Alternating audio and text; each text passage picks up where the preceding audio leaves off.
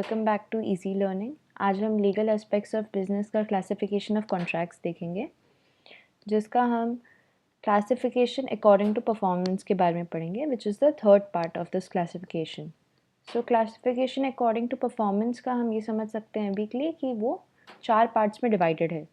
First is executed contract, second is executory contract, third is unilateral contract and fourth is bilateral contract.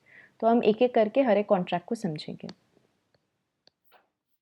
Now let's understand what is executed contract, which is the first contract of this classification. एक executed contract में क्या होता है, एक finalized agreement होता है जो sign stage cross कर चुका होता है and it has been agreed by all the necessary parties. तो अब since ये हो चुका होता है, the agreement has become effective and enforceable. Now उसको definition ये है, when both the parties in a contract have completely performed their respective obligation. Obligations here means duties या performance. The contract is said to be executed. और एक और चीज़ होती है कि जो executed contract होता है वो present consideration के basis पे होता है, वो past consideration या future consideration के basis पे नहीं होता है। As in कि present में वो दो parties के बीच में contract हो रहा है and they are talking about executing the contract in the present, not in the future. So it involves present consideration. इसको एग्जाम्पल से समझ लेते हैं। इसका एग्जाम्पल ये है कि दो पार्टीज हैं, एक पार्टी बोल रहा है कि ठीक है मैं आपको अपनी गाड़ी बेचूंगा, दूसरा पार्टी बोलता है ठीक है मैं आपको इमीडिएटली कैश दे दूंगा। So there is a cash purchase और a cash sales that is done immediately.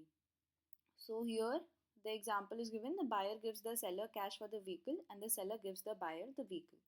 So an executed contract is done, a present consideration is performed and both the parties have performed their respective obligations.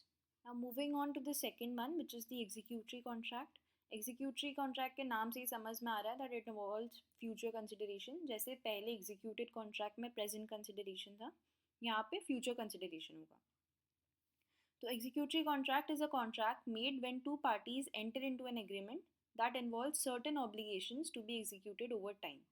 इसका basic definition ये है कि unlike an executed contract, executory contract में क्या होता है, obligations होते हैं जो अभी भी पेंडिंग होते हैं.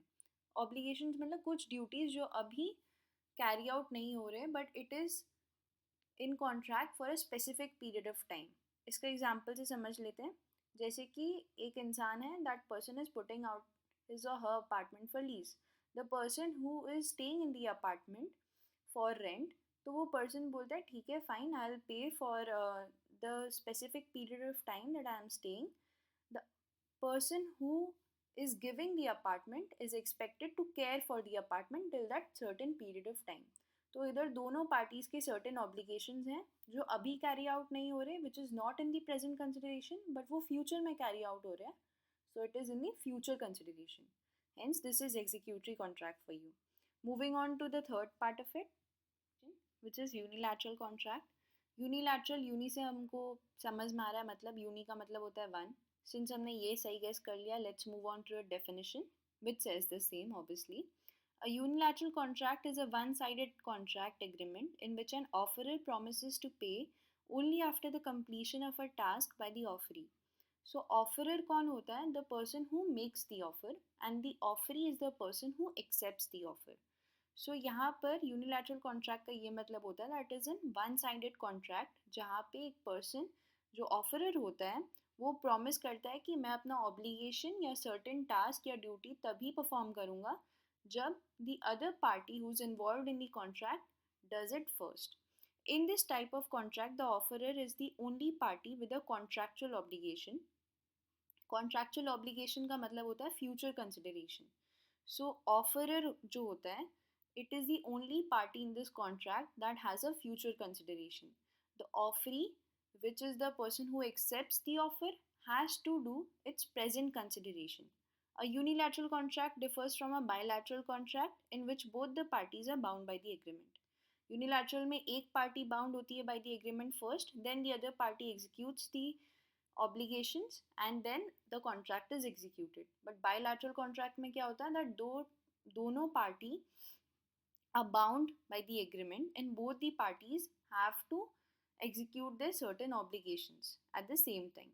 अब यूनिलैटरल कॉन्ट्रैक्ट का एग्जाम्पल ले लेते हैं. इसका एग्जाम्पल होता है when somebody post a reward for the lost pet. तो इस पिक्चर में आपको दिख रहा है that there is a person who has found a puppy. For example there is a guy Sam. उसने क्या किया, उसने एडवर्टाइजमेंट निकाला कि मेरा एक पपी है वो लॉस्ट हो चुका है. सो whoever finds the puppy, that person will receive 5,000 rupees from me. Now Bob, the other person, finds the puppy and delivers it to the address of Sam's house. Now when Sam found the puppy, अब उसकी contractual obligation, which was the future consideration of 5,000 rupees, he has to execute as Bob has executed his present consideration, which was to find the puppy and deliver it to the correct address or Sam's house. Alright, moving on to the last part of this classification, which is the bilateral contract. जैसे हमने unilateral में पढ़ा था, उसमें एक जन involve होता है to execute the contract first. By मतलब यहाँ पे दो जन इन्वॉल्व होते हैं to execute the contract. A bilateral contract is a legally binding agreement involving two parties where each party makes a promise to the other. Here promise का मतलब ये होता है that both the parties make certain obligations. Promise को हम obligations के term पे भी समझ सकते हैं. In this type of contract, both parties have mutual obligations to fulfill their respective promises. Bilateral contracts involve reciprocal obligations. Now, what are reciprocal obligations? Reciprocal obligations का मतलब क्या होता है? That if one party is executing their own specific completion of task is executed from one party, तो other party also does the same because it involves reciprocal obligation. Each party has obligations to perform according to the terms and conditions agreed upon in the contract. अब bilateral contract का यही मतलब होता है कि दो parties हैं वो इन्वॉल्व हो रही हैं, उन्होंने एक दूसरे से प्रॉमिस किया है, दो पार्टीज़ के अपने अपने म्यूचुअल ऑब्लिगेशंस हैं और वो फुलफिल कर रही है अपना respective promises. Now since everything is done, they perform according to the terms and conditions agreed upon in the contract. इसका एग्जाम्पल ले लेते हैं. A agrees to sell B his house for 10 lakh rupees on the next day और on the next Sunday and B agrees.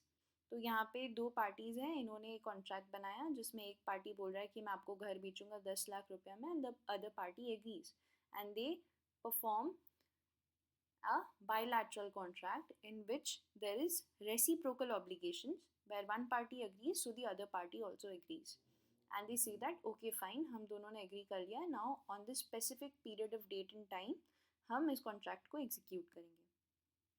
So this was it for this video. Thank you for watching.